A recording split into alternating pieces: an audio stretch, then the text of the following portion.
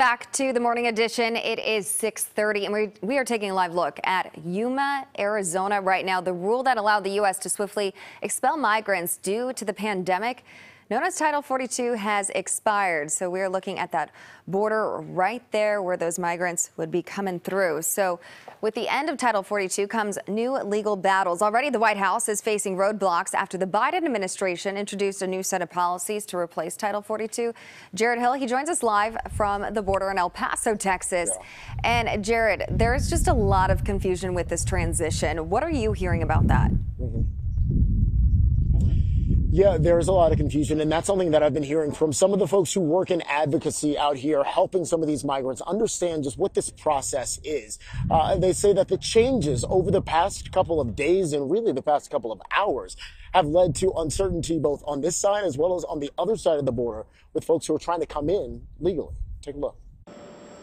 Overnight, a federal judge in Florida temporarily blocked the Biden administration's policy of releasing some migrants without court notices, an effort to reduce crowding in Border Patrol facilities. The order took effect at the same time Title 42 expired.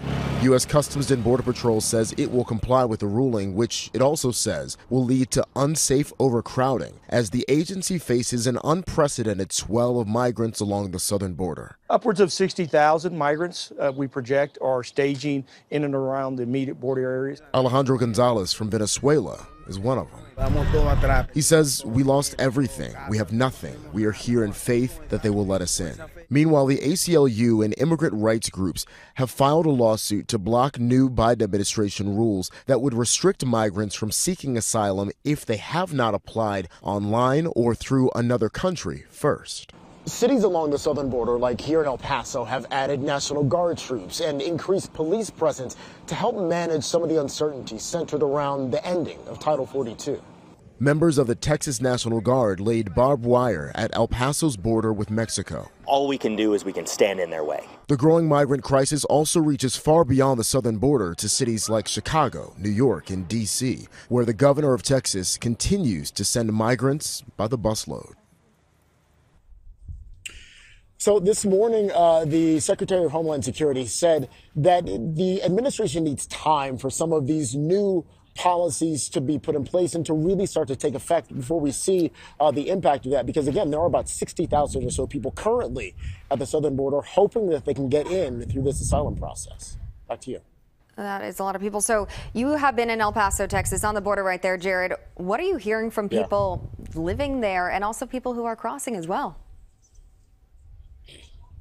Yeah, so there kind of are some mixed feelings among some of the people who live here because, again, El Paso is a city that is accustomed to dealing with migration, dealing with some of the people who pass through this area on their way to wherever else they're going throughout the country. And so they say that on one hand, they are accustomed to this, but on the other hand, they do recognize that this is not a sustainable situation. This is not a sustainable level of having people come through the country. And so they're hoping on one hand that there is some broader improvement to the U.S. immigration system. They're also hoping that that people are able to be moved through this country, through this community peacefully and in a way that is humane as well, especially when a lot of these folks do have the paperwork that they need to make that process happen. Yeah, there's that huge humanity side of it, Jarred, that we really need to continue to think about. Jarred, thanks for your reporting.